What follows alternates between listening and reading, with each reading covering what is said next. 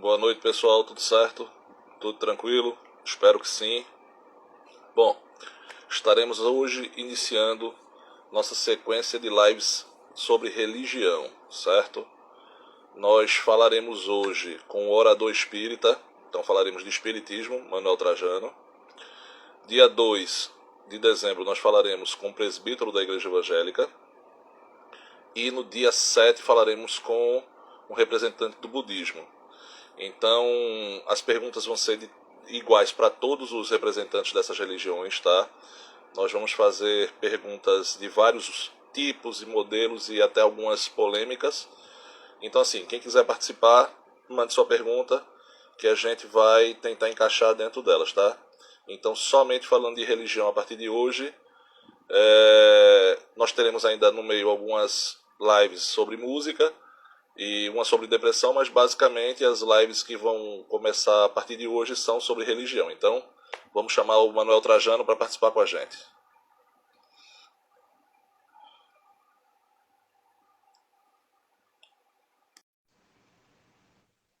Vamos lá, esperar ele dar o ok para a gente começar a nossa sequência de perguntas. Boa noite, Francine. Obrigado pela participação. Se quiser mandar pergunta, mete bronca aí. O cara é fera e vai tirar nossas dúvidas. Doutor Trajano, representante de Salvador, Bahia, nosso segundo representante desse maravilhoso estado, a qual eu gosto tanto. Tentar, a partir do ano que vem, estender para outros estados do Nordeste. Que a gente sempre possa ter um convidado representando algum estado do Nordeste. Quem sabe a gente não consegue, né? Começar a fazer uns contatos bons. E aí, Trajano, cadê você, meu filho? Dê o sinal de luz, já que você está no Irmãos de Luz. Piada infame. Acho que ele está chegando. Grande mestre Trajano, satisfação estar na sua presença mais uma vez. Boa noite, meu amigo. Tudo bom? Melhor agora na sua presença. Tá me ouvindo bem aí? Vendo bem? Ouvindo bem? Ouvindo bem aí, escutando bem, vendo bem, a internet funcionando bem, que é o que interessa. Eu tô ótimo. Então vamos lá. Tá tudo beleza. Vamos. Boa noite a todos. É um prazer estar aqui com você. Sei que você está um pouco de luto hoje, né? Rapaz, como futeboleiro, sabendo separar a pessoa do atleta, a pessoa eu não conheço, acho que isso vale para artista, para jogador de futebol, né? A obra dele é inquestionável, tá aí nesse rol aí de Pelé, Maradona, os grandes mitos do futebol brasileiro, do mundo, né? Maradona na Argentina, Pelé aqui. E realmente é uma perda, né? Para o futebol, para o esporte. É isso aí. Bom, Trajano, como eu falei no começo da live, você vai representar o espiritismo. Ave Maria, que responsabilidade. De antemão, digo para você que eu sou leigo no assunto, não vou praticamente me meter, só vou dirigir as perguntas a você. Eu sou um apreciador, então eu gosto de aprender e vou tentar aprender o máximo possível. E, assim como você e os outros dois representantes esse ano, eu não vou questionar nada, mesmo que eu não concorde, porque a finalidade dessa live é somente passar ao lado da religião em si e mostrar às pessoas que elas podem aprender e estudar mais sobre o tema, certo? Ano que vem eu quero deixar estendido o convite, se tiver alguém que conheça alguma pessoa que represente a Umbanda, ou o Candomblé, eu estou tentando fazer contato com alguém para representar essa religião. A Igreja Católica também, eu estou tentando fechar alguém dessa área também. E a outra é o islamismo. Muito bom. Vamos lá? Muito bom. Tá? Vamos lá. Só fazer um adendo aí, que essa questão de representar é muito forte, a responsabilidade. Geralmente, nosso maior expoente encarnado vivo é o Divaldo Franco, né? Com a honra de tê-lo aqui do nosso lado, Salvador, Bahia, para o mundo. Mas a responsabilidade, espero que eu atenda as expectativas. Vai sim. Com certeza. Bora começar com a pergunta padrão. O que é o espiritismo? Bem, mais uma vez, boa noite a todos. Eu gosto sempre de falar para o seu público, que é um público bem eclético, bem variado, né, de todas as formas aí de lideranças e intelectualidades. O Espiritismo, como ele foi concebido no século XIX, por Hippolyte Léon Denisard Rivail, que depois veio a ter o pseudônimo de Allan Kardec, justamente em uma referência à encarnação pregressa dele, que foi de um druida, que para a época era chamado, fazia magia do bem, né? E isso ao longo da carreira do tempo foi receber esse nome. E ele é chamado de fundador, cofundador do Espiritismo, o decodificador do Espiritismo, né? É um termo mais técnico e didático que a gente usa. Eu vou falar sempre aqui, viu, Ernesto, numa linha que você conhece bem, né? Como Kardec foi, pedagogo, filósofo, escritor, tinha muito mais em comum com você do que comigo, viu? Um pensador, muito inteligente. E eu estou fazendo uma apresentação de Kardec para entender um pouquinho como é que surgiu o Espiritismo, na definição, na sua essência, a partir da formação dele. Ele dava aula de química, de física, de matemática, se virava nos 30 lá na época, né? Para sobreviver. E o Espiritismo surgiu numa questão de etimologia da palavra, para diferenciar de espiritualidade. Então a gente costuma sempre dizer que o Espiritismo é espiritualista, mas nem todo espiritualista é espírita. Justamente porque na região do budismo, hinduísmo, tem a questão de reencarnar, já falo daqui a pouco sobre isso, né? Em forma de outros animais. E o Espiritismo trata da forma humana, dentro da escala mineral, vegetal, animal e homo sapiens, e até os espíritos não reencarnantes. Mas enquanto definição sucinta da palavra, o Espiritismo veio a substituir a palavra espiritualismo, que é essa prática justamente filosófica, sua área, né, que você domina bem, e também cristã, a gente vai falar daqui a pouco sobre isso, e também justamente uma ciência, porque o Espiritismo, ele, como Kardec bem criterizou, ele não fugia dos padrões práticos da ciência, ou seja, da hipótese, do axioma, do anátema, da negação, da lógica. O Espiritismo segue toda essa linha para comprovar e provar. Então, dentro dessa linha cristã, judaica, ele entra como uma doutrina, mas não tem problema chamá-lo de religião, porque religião associa muito, como você conhece bem, a questão de dogmas, rituais e repetições. O Espiritismo se baseia pela técnica, né, pelo conhecimento em parceria com a ciência humana, ciência da Terra. Perfeito. Muito bom. Mais alguma coisa? Posso complementar? Dá tempo ainda? O pessoal mandou muita pergunta, sabe? Eu estou com pergunta aqui no caderno. Tudo bem, tudo bem. Tudo bem. A gente vai deixar no finalzinho assim, se sobrar um tempinho, a gente encaixa o complemento. Aí, já emendando nessa pergunta, Trajano, o pessoal perguntou também se o Espiritismo é uma religião cristã. Uhum. Sim. Dentro desse conceito de doutrina, religião, porque a palavra religião vem do conceito latim religare, que é reconectar, no caso aí, a justiça divina, a lei universal, a lei de Deus superior, na sua forma onipresente, onisciente e onipotente. Então, é uma religião, sim, cristã, porque segue Jesus e o Cristo, nas suas fases de cristandade, dentro dos conceitos católicos de ressurreição, mas esse termo é para o catolicismo, não para o espiritismo, mas dentro da mediunidade, que a gente vai falar daqui a pouco, de Jesus, ele voltou para se mostrar que a vida continua na forma ideoplasmada de imagem, que a vida continua após a morte. No caso, no Espiritismo, a Santíssima Trindade é respeitada ou não? Sim, sim, sim, porque em nome do Pai, do Filho, do Espírito Santo, justamente fala o Pai Celestial, Deus, a representação dos seus representantes mensageiros, apóstolos, dentro do que a gente chama dos espíritos superiores, seus mensageiros, que em caso se multiplicam na bicorporeidade, nas diversas formas, como Jesus disse, as diversas moradas da casa do Pai, e o seu filho maior aqui, que a gente chama de governador da terra. Porque, como Jesus disse, há diversas moradas na casa do meu Pai. E quando ele fala de diversas moradas, ele fala justamente de diversos planetas, as diversas formas celestes dentro do conceito do universo, e dentro da própria Terra vários níveis de energia. Fazendo uma associação aqui com a química, no diagrama de Pauli, desde do núcleo até as camadas mais afastadas do núcleo, a gente também tem as zonas felizes, superiores, até as zonas abissais. Certo. Mas no caso... De neuroenergia. Desculpa, é porque chegou atrasado o áudio. Vontade, à vontade. O Jesus, na Santíssima Trindade, ele é considerado diretamente no Espiritismo o Filho de Deus ou um espírito evoluído que veio à Terra?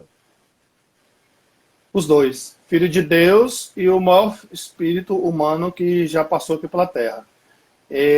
A figura de Jesus ela tem uma figura muito decisiva que a gente chama de transição planetária. E por isso que a gente, no conceito da história tem essa questão do antes de Cristo e depois de Cristo, porque ele veio no divisor de águas. É bom lembrar também que a base do Espiritismo é o Novo Testamento. Claro que não ignorando o Velho Testamento.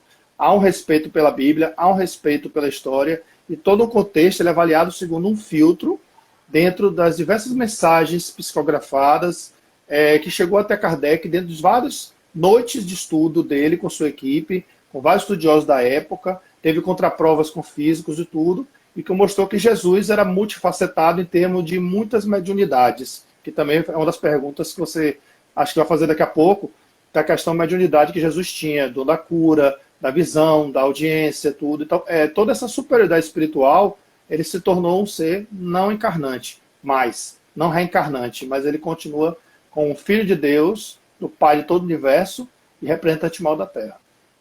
E o Novo Testamento se encaixa como? Como se fossem livros que foram revelados a pessoas com espírito evoluído, ou seria mais um livro mais teológico? Tanto o Velho como o Novo Testamento foram feitos com vários pensamentos, circunstâncias da época.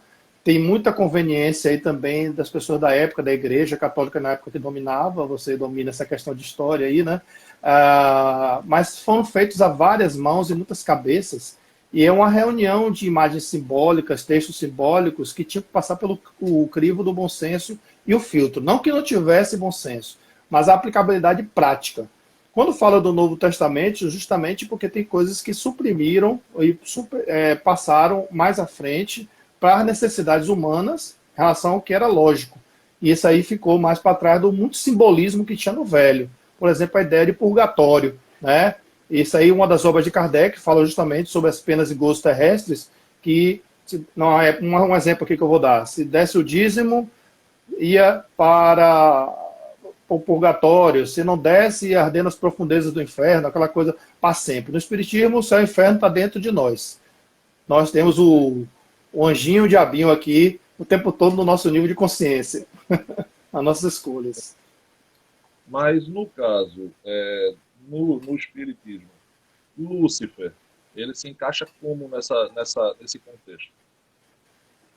Olha, o conceito de demoniologia dentro do Espiritismo, a gente trata como uma questão bem científica à luz da ciência humana.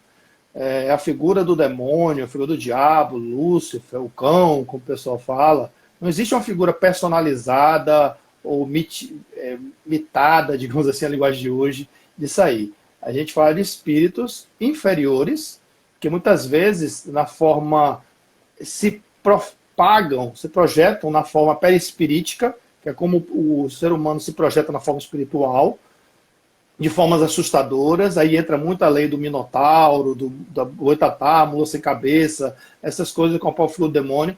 É o humano, na essência, se mostrando na forma de assustar. Então, essas figuras demoníacas, de Lúcifer, tudo, é tratada no Espiritismo justamente como essas figuras de espíritos inferiores sendo representados. E as superiores, então, seriam os anjos, que são os espíritos evoluídos. Os anjos da guarda, os espíritos guias, não reencarnantes, como a gente fala, né? São espíritos que são chamados os mundos superiores, que vêm auxiliar o livre-arbítrio aqui das pessoas na Terra. Certo. Então, mas sempre respeitando as escolhas. Então, porque no caso o livre-arbítrio é o principal ponto para o espiritismo.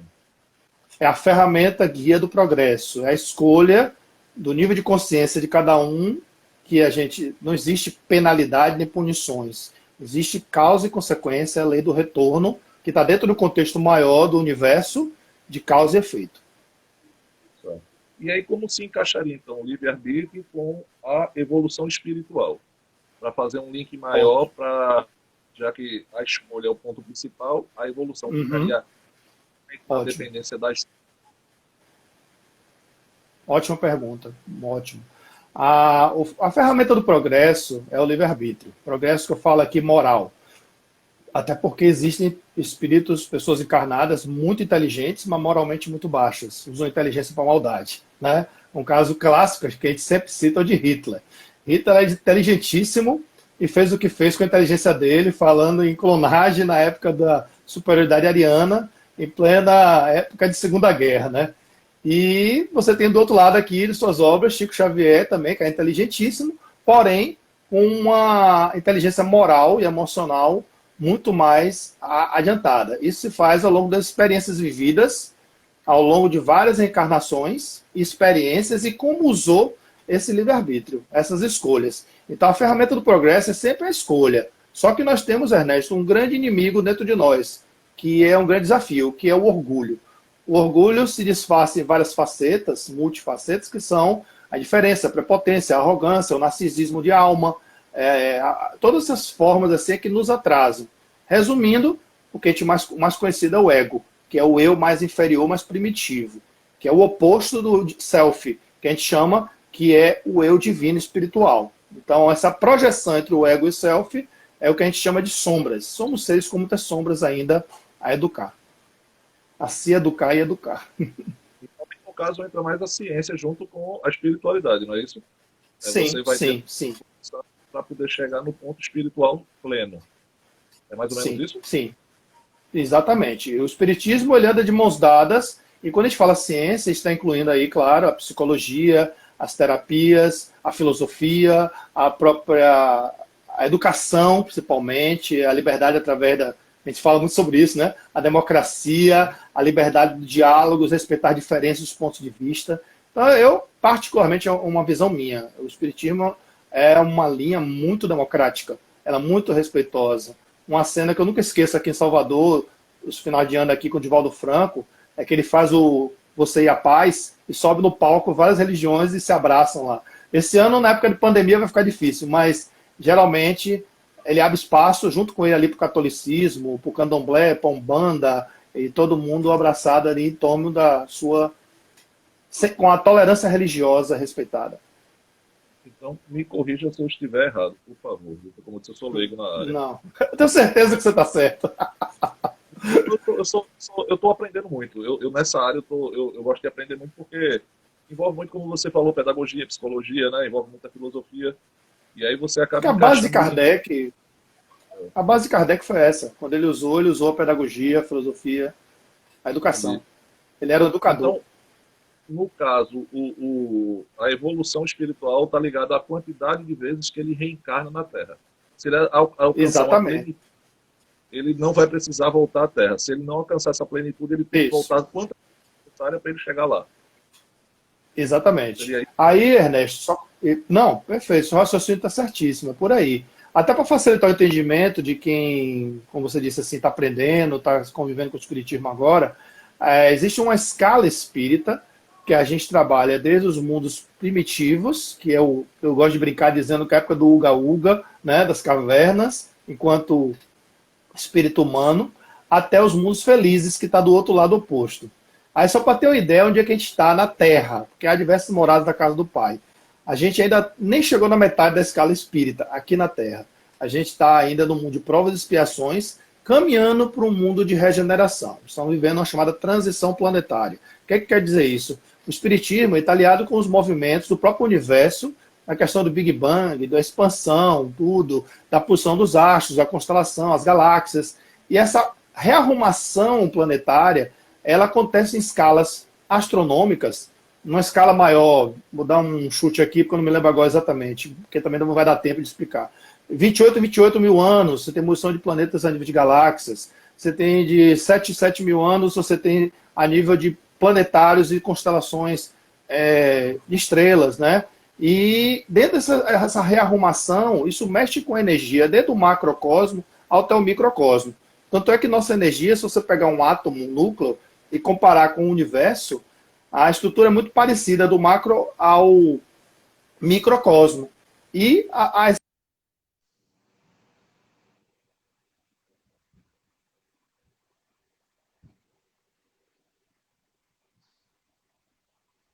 internet deu uma travada novamente, espera retornar para a gente ouvir a conclusão da resposta do Manuel Trajano.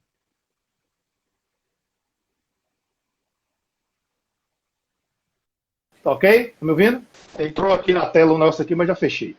Então, a gente, dentro dessa escala espírita, a gente está caminhando para um mundo de regeneração. Ainda não somos nem espíritos neutros. O que é que quer dizer? A gente ainda pratica mais o mal do que o bem. Entendi. Na Foi até Terra. a pergunta que a Francine fez. Ela fez uma pergunta de como o espiritismo se linka com outras religiões, se ela tem uma, vamos dizer, uma união com outras religiões, e ela queria saber um pouquinho mais dessa escala espírita. É isso. A escala espírita, acho que eu já respondi, né? É dos mundos primitivos até os mundos felizes, não encarnantes. E dentro dessa, eu comparei com o diagrama de Pauling na química, né? Você tem camadas e subcamadas dentro da própria Terra, níveis de energia, que vai da evolução moral de cada um, das experiências vividas e as escolhas que você fez. E aí, dentro do que ela perguntou também, que foi essa conexão com a energia, não foi o que ela falou? Foi dentro da... Desculpa aí. Não, falei dos mundos, de estar no mundo agora, ainda de regeneração, que se completa na escala planetária no ano 2047. Mas essa relação que ela perguntou aí com as outras religiões é justamente isso. Em primeiro lugar, o Espiritismo respeita todas as formas de religiões, doutrinas e pensamentos. Sempre na base do equilíbrio, sem extremismo, sem fanatismo. O diálogo é sempre aberto, mas cada um respeitando suas crenças, como nós também, como você perguntou, temos nossas crenças também, e sempre pregando pela tolerância religiosa e pela fraternidade. Você sabe o que é que mais me aflige? Posso falar? Diga. Pode, É quando a gente deve barba branca na gente. Isso vai me dando uma agonia. Como que? Cortou. Mas vai passar. Não, repita aí, porque deu um corte aqui, eu não ouvi. Estou dizendo que o que mais me aflige é quando vocês vão ficando mais velhos, a gente vai se vendo na tela e vai vendo barba branca. Vai me dando uma angústia. Mas essa questão aí faz parte do processo natural da vida. É porque a gente, enquanto ser humano, esquece que também é animal, né? A gente é um animal diferenciado. Mas, e como diz o Titãs, a gente, homem que mata, eu não sabia, eu trabalhava, eu não sabia, homem também destruía. Mas como dizia minha avó Júlia, como diz minha avó Júlia, envelhecer é uma merda. É porque a gente vai aprendendo um pouquinho mais das coisas, parece que vai reduzindo as dúvidas ou vai aumentando, depende de cada um, né? E a gente vai clareando as coisas que você começa a se perguntar, se eu soubesse disso antes... Ó, voltando ao tema, foi só para descontar Vamos um lá. pouquinho. Claro. Você ainda está perguntando o que quero saber é como se divide essa escala. Ela quer saber a divisão da escala evolutiva para o espírito humano. Bem, isso aí está dentro de um contexto também mais macro, que chama de evolução escala dos reinos.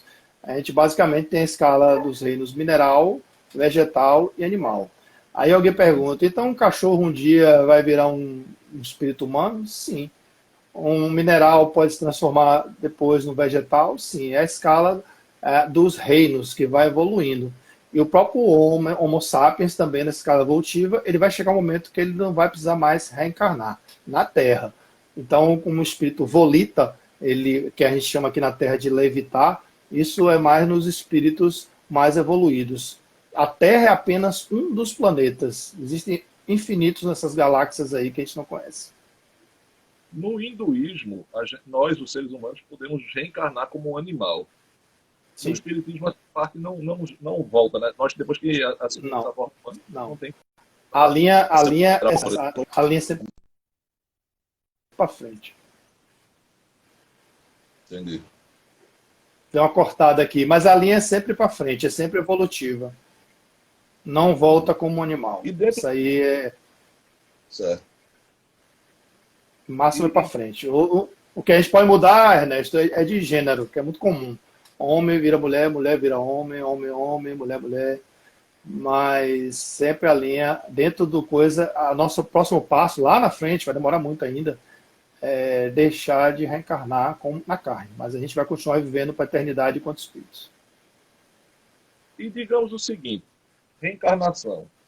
A pessoa, qual é o termo que se usa quando a pessoa morre mesmo? É desencarnou, não é isso? Desencarnação. Desencarnação. Encarnar é quando o espírito entra na carne. Para a gente entender melhor isso, tem que entender que nós somos a soma de 3 partes.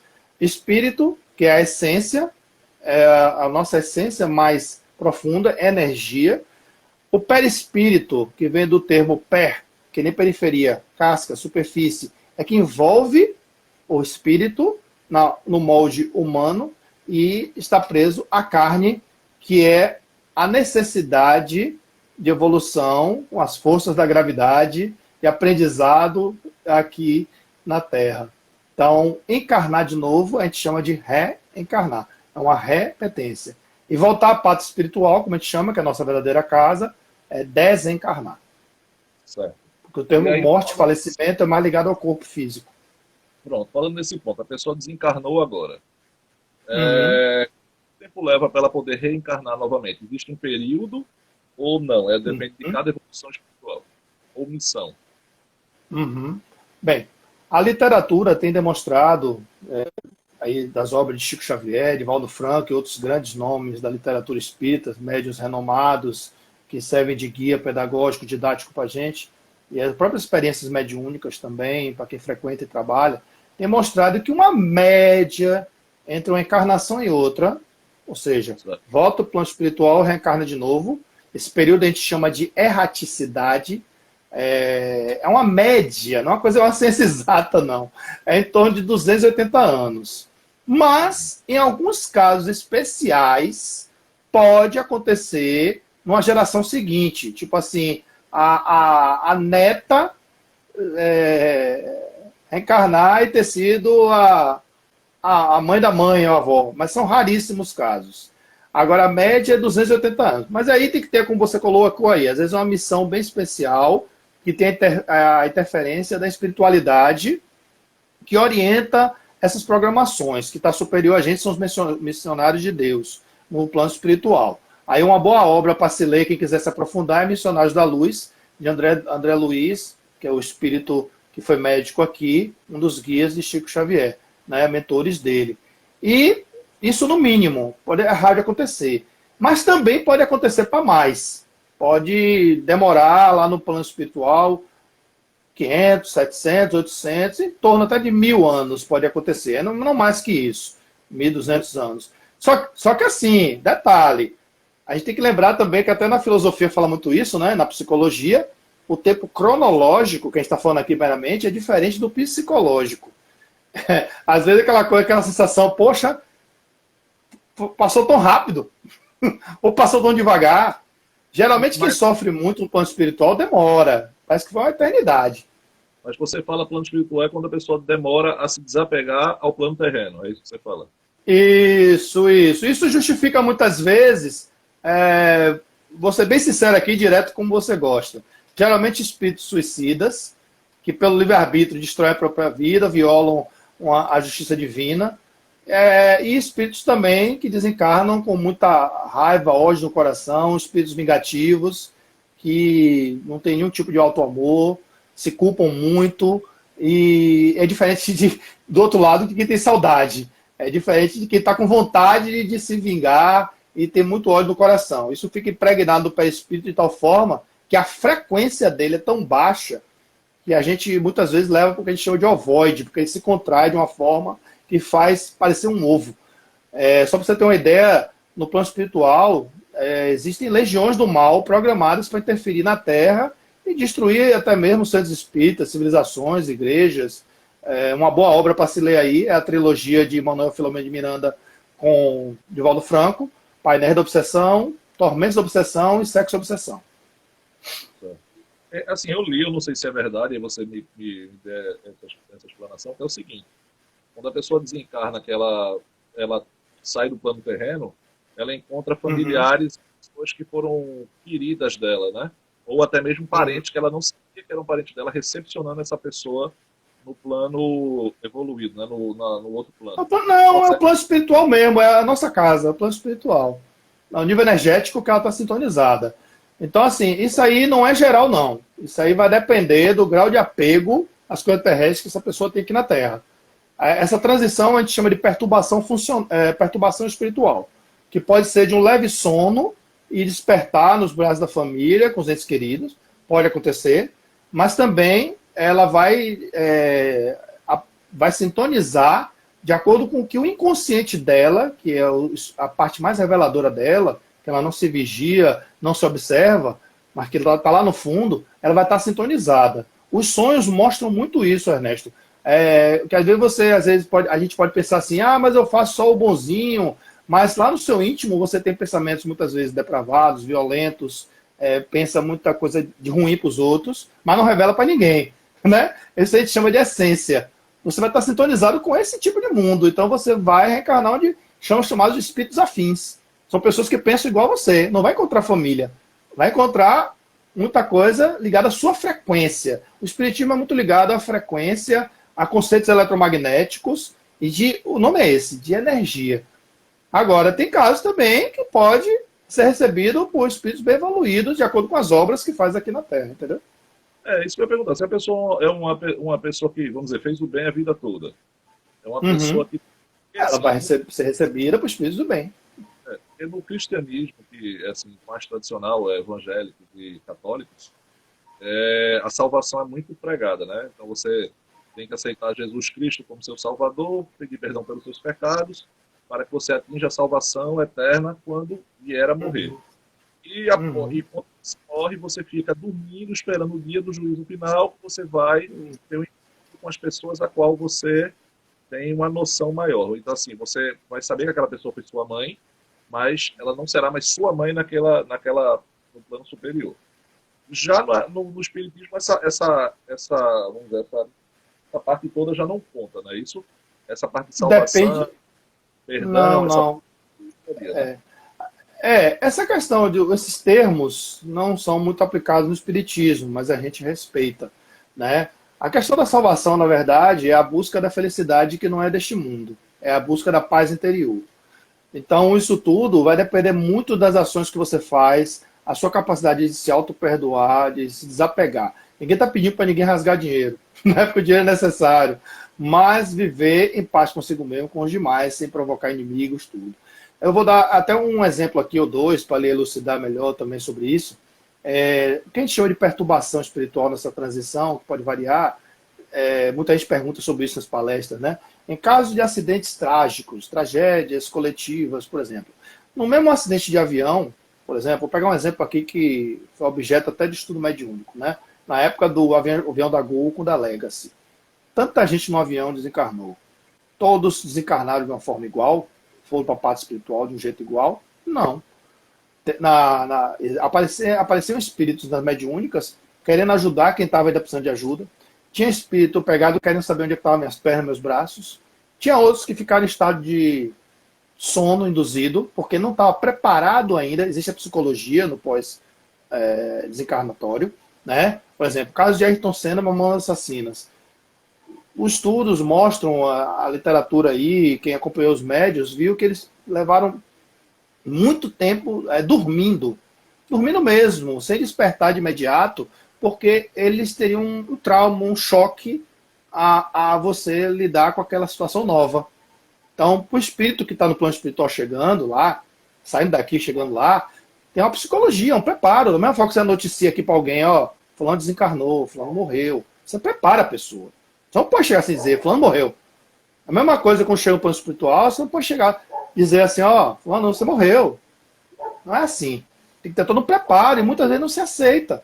Então essa transição ela é supervisionada pelos anjos da guarda do espírito encarnado aqui na Terra, pelos espíritos amigos que estão lá para receber. E essa transição, às vezes, tem que ser induzida mesmo um sono. Porque a transição depende do grau de apego que tinha aqui na Terra. Mesmo fazendo muito bem, mas se você faz o bem sem olhar a quem, sem esperar retorno, isso é uma bondade de verdade. Se você fica fazendo bem esperando retorno, isso aí é uma caridade meio forçada e só o inconsciente sabe disso e a espiritualidade não castiga, mas ela prepara essa transição de outra forma. Agora, uma pessoa que está com uma doença, por exemplo, a gente está em época de Covid, aí a pessoa está em um Sim. processo de tratamento, está brigando na UTI pela vida, Uhum. pessoa que está com problema de soro positivo de HIV, ou a pessoa está com câncer, Sim. está com várias doenças que hoje acometem a alma. E a pessoa precisa ter uma preparação espiritual para uma evolução maior. Como Certo. é esse processo? O que a pessoa pode fazer para tentar uma evolução espiritual ainda enquanto está nessa batalha? Porque muitos estão ouvindo conseguem, outros infelizmente ficam com sequelas, né? E outros infelizmente não saem. Como tratar dessa... Ernesto, o primeiro caminho é a prece. A prece move montanhas, a prece é o melhor remédio de todos. A prece acalenta, acalma, consola e atrai muitas energias boas no seu entorno. Os espíritos amigos é uma questão de energia, de tomar lá da cá do bem. Eles ajudam quem se quer ajudar. As pessoas são arrogantes e negam ajuda e acham que a prece não tem função nenhuma, independente da religião. Qualquer tipo de conexão com Deus, Alá, Já, que você ignora o cosmo, é pelo livre-arbítrio. Mas o primeiro caminho dessas pessoas que estão na UTI, numa semi-UTI, numa doença, é primeiro tentar a própria vida, é tentar se curar através da fé. A fé raciocinada, a fé com razão, se adquire ao longo de vida. Tá, salvar. É o primeiro passo, orar e pedir ajuda. Mas entregando sua vida a Deus. Ou seja, quando a gente faz uma oração, seja feita a vossa vontade, a gente está entregando a Ele. Então a gente não pode ter o direito também de se revoltar achando que Deus negou e diga, ó, pô, chega um plano espiritual e diz assim, eu pedi tanto e você, né, se revolta com Deus, digamos assim. Então quando a gente diz seja feita a vossa vontade, a gente tem que ter a humildade de se entregar à vontade dele, porque ele sabe o que é melhor para nós.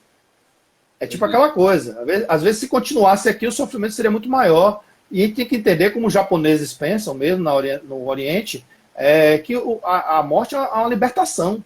A morte é, muitas vezes, para quem está sofrendo, tomando morfina, às vezes é uma libertação. E o egoísmo é nosso de querer, às vezes, aquela pessoa perto da gente. Quando, na verdade, a morte, às vezes, é uma libertação. Eu vou fazer um link nessa sua resposta, mas antes eu só dar um alô para o Jackson, que ele está dando um salve aí que está na área. Valeu, Jackson. Minha irmã também aí, Zad. A Raquel está falando aqui, ó, elevar a vibração sempre. E o Xeraleal, Xerleal. Minha irmã, Xerezade, das 1001 noites. A terra move montanhas, orai e vigiai. Mas, contudo, a pergunta maior é a seguinte: se a gente está num plano para fazer uma evolução com pós-vida, por que a gente se apega tanto a essa vida? Por que esse plano terreno da gente nos traz tanta coisa boa e nós nos sentimos completos, como bens materiais, bens espirituais, amor, compaixão e, principalmente depois, uma pessoa que morre dormindo, essa pessoa teve um presente de Deus ou ela somente passou dessa forma sem nenhuma explicação extra? É um combo aí, né? Várias perguntas. Se eu me esquecer de algumas, você me ajuda. Mas justamente, não, porque vieram vários no pacote aí. Mas qualquer coisa você me corrige para eu lembrar assim, faltou aquela. Bem, a verdade é assim, como eu disse, na escala espíritas ainda estamos no mundo de provas e expiações como regeneração. Ou seja, somos espíritos ainda muito atrasados. Como Jesus disse, a felicidade não é deste mundo. A gente tem uma concepção de felicidade muito equivocada. A gente confunde felicidade com prazeres efêmeros e fugazes, muitas vezes ligada a prazeres materialistas e passageiros.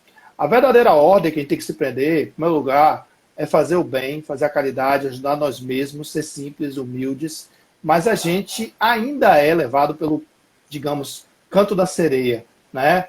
É por isso que a questão de poder e dinheiro é um negócio perigoso, né?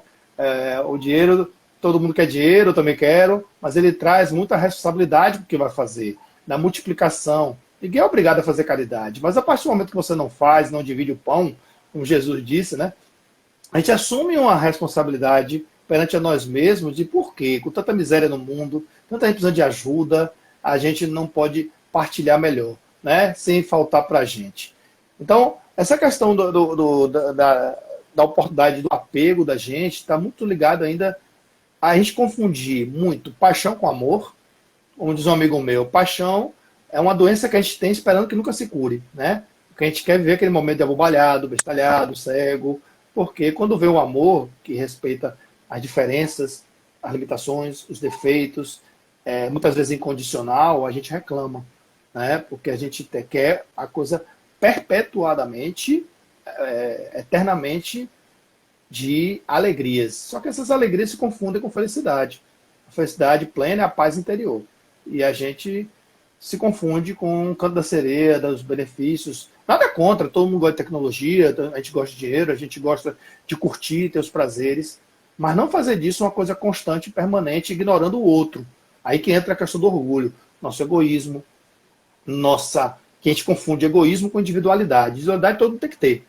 Mas o egoísmo, quando você passa o centro e fecha a visão porque está ao lado, social, sempre com a desculpa de fazer depois, não tenho tempo, não tenho jeito, né? A gente vai empurrando e quando a gente chegar no plano espiritual e perguntarem a você, o que é que você fez de bom aí nessa passagem? Ah, eu fiz uma família, fiz um filho, trabalhei. Como diz lá o Gandhi, né? A gente passa a vida inteira, foi Buda, desculpe se eu me confundi, que a gente passa a vida inteira perdendo saúde atrás de dinheiro, né? Depois a gente gasta dinheiro tentando recuperar a saúde. Me desculpe, eu não me lembro se foi Buda ou foi Gandhi. Foi Gandhi. Foi Agora, Gandhi. E a pessoa que morre... Respondi tudo? Respondi tudo? Eu vou lembrar. E a pessoa que morre dormindo, ela foi sentenciada por Deus ou foi apenas uma passagem como outra qualquer? Uma passagem como outra qualquer. Porque, na verdade, assim, a gente é bom deixar definido o que é fisiológico, biológico e o que é espírito. O corpo da gente tem ciclos. Ciclo circadiano, tem o ciclo uterino na mulher, tem o ciclo ovariano. Mas o mais conhecido de todo mundo aqui é o cicladiano. Quase não sai. Cicladiano. Perdão, desculpa aí, gente, engasguei. Mas a gente tem um metabolismo e a gente tem o nosso momento de repouso, né? Quem não é vigia, não trabalha com vigia, está descansando de noite. Então, a forma da morte tem muito mais a ver com a história que foi construída com esse espírito ao longo das vidas e da vida. Às vezes você tem uma parada cardíaca porque está com o corpo todo intoxicado de drogas ou algum problema lá. Pode ser uma morte dita natural, que era um momento mesmo de chamamento, de voltar para a parte espiritual. A forma da desencarnação já cabe em outro capítulo, né?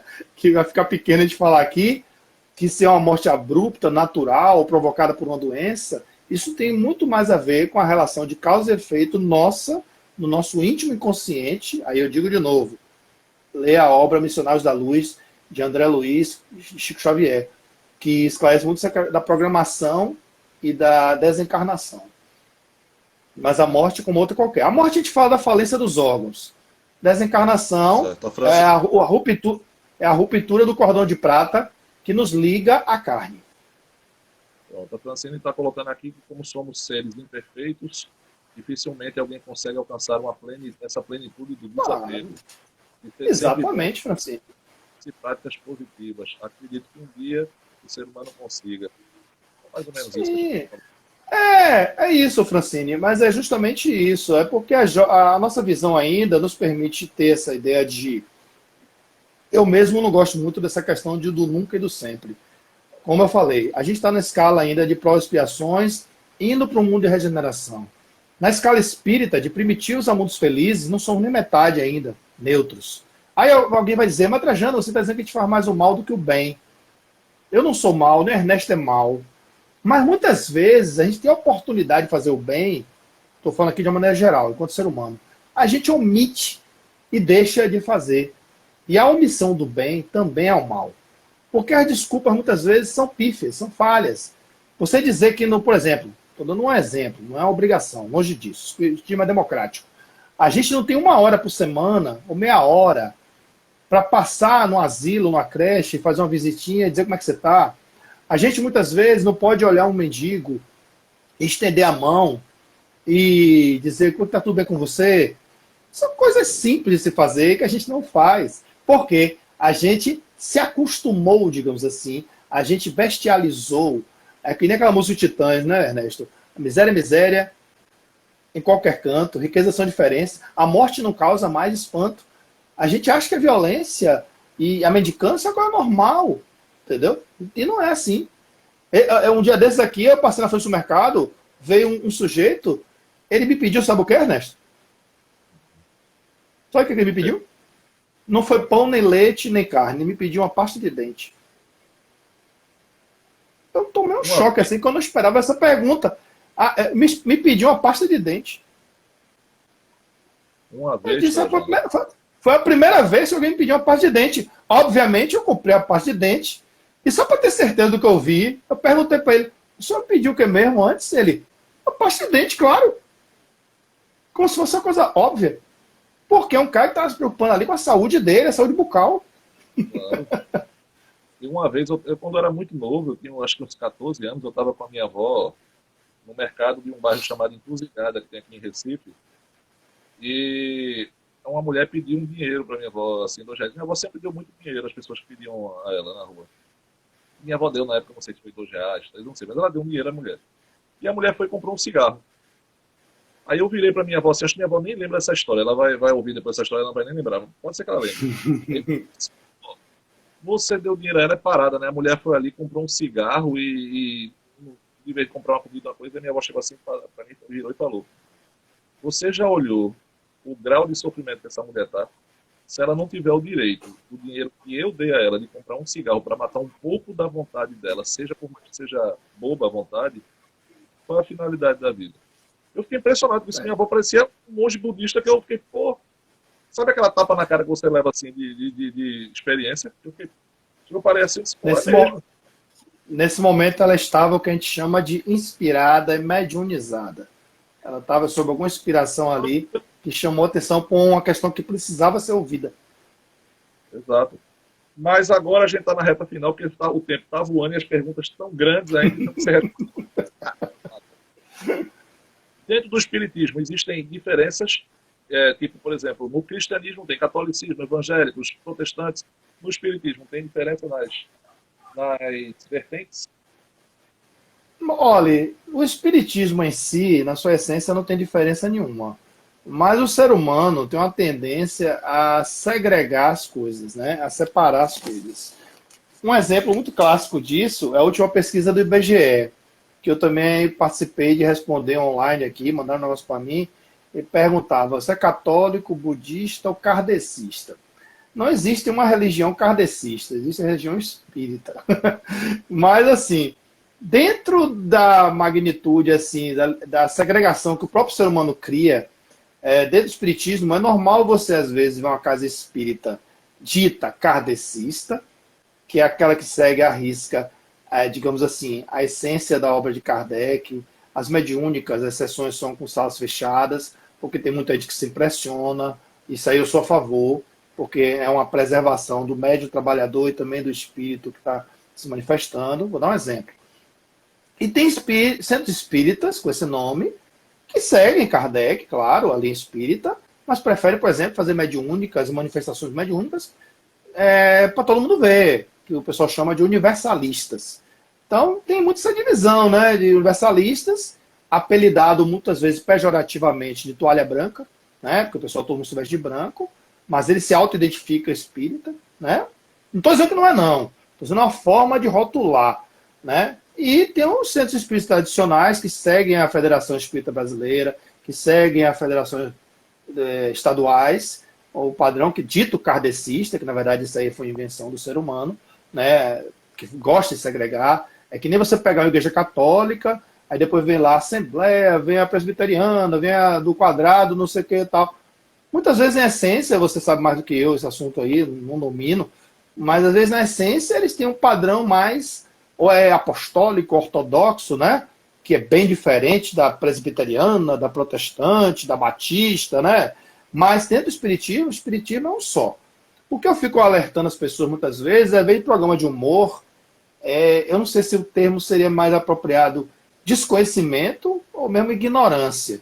Que eu vejo programa de humor muitas vezes, que eu não vou citar nomes, que às vezes eles botam assim, centro espírita não sei das quantas. Aí quer fazer uma cena de humor e lá dentro tem gente fazendo uma prática de candomblé, de umbanda, que são respeitadíssimas, faz parte da cultura, né, afro-brasileira, e misturam os assuntos, né? E às vezes chega a ser ofensivo, quando brinca com certas coisas que não devia brincar. Como, por exemplo, o Ouija, que é um brinquedo que atrai só espíritos baixos, né? Brinca com a questão da macumba, das oferendas. E aí, quando entra nesse terreno, Ernesto, uma coisa é desconhecer, outra coisa é você fazer humor e zombar com isso. Ele aí, ó.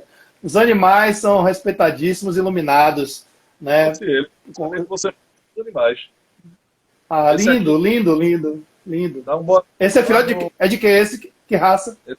Meus filhos. É Luke, o nome dele. Dá tchau, Luke. Qual a raça? Tudo certo? Qual a raça dele aí? Pastor? Tudo. Oh, lindo. Aqui, ó, Ernesto, se você me permitir, quem quiser mais se aprofundar no assunto, eu sei que vai aparecer o contrário aí, né? Mas uma obra de Kardec também, o que é o Espiritismo, eu gosto de dizer que é o basicão do basicão, né? É o beabá do Espiritismo. E tem outro que eu estou lendo aqui agora, que eu gosto sempre de me reciclar, é uma obra de Marcel Souto-Maior, que é jornalista, escritor. Ele adaptou para o cinema as Mães de Chico Xavier, né? Também fez biografia das vidas de Chico Xavier, e ele pesquisa muito sobre Divaldo Franco, Kardec, né? E essa obra aqui eu estou lendo agora de novo, em homenagem a você. Ó. Muito obrigado. E Marcel Souto-Maior. O Gino tem uma pergunta aqui de Sandra Mourim, que é minha tia. Ela está perguntando assim, por que nós temos uma empatia tão grande por algumas pessoas? É algo de outras vidas? Exatamente, perfeito. É o que a gente chama de lei de afinidade. Aquela coisa assim, bateu de cara. A maioria das vezes, eu não posso cravar, eu não posso cravar aqui que... Mas quando a gente fala muito, né, Ernesto? Engenheiro tem que falar de probabilidade, né? A probabilidade de ser uma relação de vida passada ou de várias é alta, né? Porque aquela coisa, gostei de você de graça, é uma relação de afinidade. Muitas vezes a gente é mais amigo de um amigo, irmão de um amigo, do que aquele laço de sangue que Missionários da Luz também traz. A gente se reúne no pai e da mãe, na célula máter da sociedade, muitas vezes para resgatar e, pela lei do amor e do perdão, crescer junto na educação. Mas os espíritos afins, como a gente chama, tá por aí. Ao contrário da física, que os opostos se atraem, na espiritualidade os afins se atraem. Entendeu? Então, uma pessoa que, Ernesto, você com sua esposa, ou você com uma... Nem você, né? A gente tem essa coisa assim, de graça, desde que se conheceu, de amizade verdadeira, de respeito mútuo, mesmo nas nossas divergências, que é normal, a gente se respeita. Isso é a essência. Já o oposto é verdadeiro. Já o oposto é verdadeiro. Não, fui com a cara de fulano. Mas quando você passa a conhecer, vocês dois desconstroem aquilo, porque a vida real é aquela. Mas aquela coisa que bateu de cara, não, fui com a cara. Você não pode transformar aquilo ali em cravar um rótulo e dizer, não vou falar com fulano, porque eu não fui com ações afins. Fazer duas perguntas, o tempo tá... Ações afins existem. Fazer essas duas.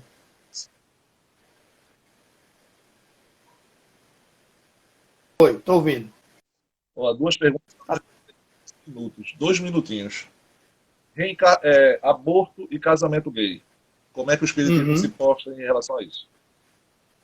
Bem, como é bem democrático, ele preza pela felicidade. O carro-chefe é o amor. 2 minutinhos. Isso. Ponto. Em relação ao casamento, que é um nome mais apropriado para o padrão de igreja, tudo, a gente prefere dizer casamento, união estável, junção de corpos, almas afins. A prioridade é a felicidade, a prioridade é o amor, com respeito às diferenças, e não tem nenhuma objeção em relação a isso. O espiritismo não cabe a ele permitir ou proibir. Com relação ao aborto, A ênfase é o aborto provocado pela lei de causa e efeito evitado. Porque a lei de consequências, tanto para a mãe que provoca, por questão de estética, porque simplesmente não quer, tudo, isso aí é combalido. Mas é o livre-arbítrio, é a escolha. Mas arque com as consequências. Não é que Deus castiga, Deus não pune. Muitas vezes leva a distúrbios psíquicos da mãe e do espírito reencarnante. Quando o aborto ele é espontâneo, quando o aborto por regeneração perispiritual da sua essência, isso aí é programado pela espiritualidade e é uma aprovação tanto para os pais como para o espírito que está dentro da barriga. E de que o espiritismo ele segue e respeita a ciência dos homens. Se a medicina, na lei vigente, disser, e está dito aqui pelo menos no Brasil, em caso da mulher, a prioridade da mulher. Ela tem o direito de escolher se assim ela tiver condição. Se a mulher disser, não, eu vou arriscar e assumir. E temos casos disso aí na literatura. Né? Não posso citar nomes aqui, senão dá processo. Mas temos casos aí de gente que disse, eu quero, vou ter, e virou. Beethoven mesmo, é um exemplo, posso citar, porque acho que foi o 10º filho, tudo, e veio com problemas congênitos de audição, e imagine, né, Beethoven, e outras deformidades, e a mãe disse, eu quero ele. Negou o aborto que queriam que ela fizesse, porque ia nascer com defeito, e virou Beethoven, né?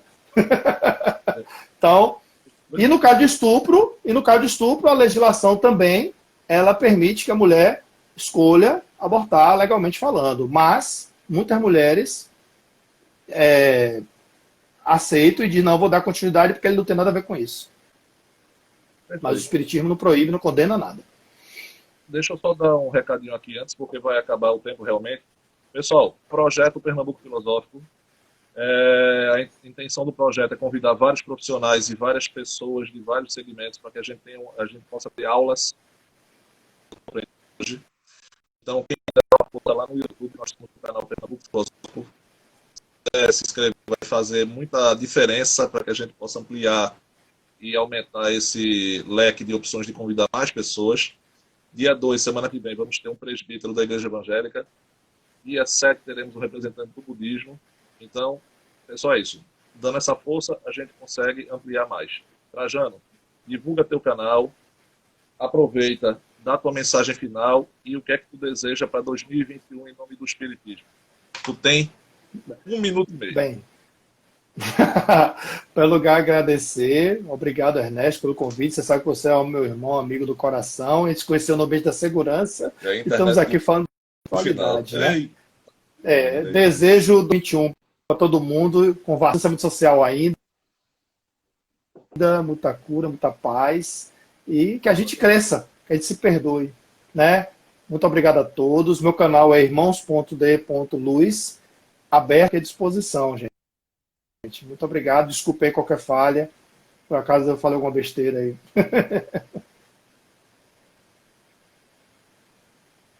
Falhou um pouquinho no final, mas eu acho que as pessoas entenderam. Pessoal, muito obrigado pela participação de todos. Trajano, mais uma vez, você foi mestre. Aprendi muito com você. Aprendo muito com você também sempre, rapaz. O mestre de hoje foi você. Mestre Nestor. Mestre Nestor. Nestor é Yoda. Nestor tá Star Wars, ele é Yoda. Ele é um Jedi evoluído, aí é diferente. Bom, mas adorei, foi show de bola. Todos, com a participação de todos. É isso aí. Nos vemos dia 2, conto com a participação de todos. Trajano, meu salve para você. Qualquer coisa eu estou disponível. Obrigado. Qualquer coisa eu estou disponível no meu Irmão de Luz aí. Pode me chamar no PV, pode me bombardear. Qualquer pergunta, diálogo. Estou sempre fazendo Ele tem muito para falar ainda. Essa live foi muito curta.